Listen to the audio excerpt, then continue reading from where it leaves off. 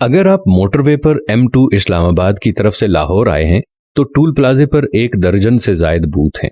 ہر both میں ایک محتاط اندازے کے مطابق 1 منٹ میں 6 گاڑیاں گزرتی ہیں اور یہی ایک بوتھ 1 گھنٹے میں 360 گاڑیوں کی گزرگاہ ہے۔ اسی طرح 12 عدد بوتھ سے 4320 گاڑیاں 1 گھنٹے میں گزرتی ہیں اور 24 گھنٹوں میں تقریباً 1,03,680 گاڑیاں گزرتی ہیں۔ اسلام آباد سے لاہور تک ایک کار کا ٹیکس 1,000 روپیہ ہے اور اسی طرح بڑی گاڑیوں کا 4-5 ہزار تک ٹیکس چلا جاتا ہے۔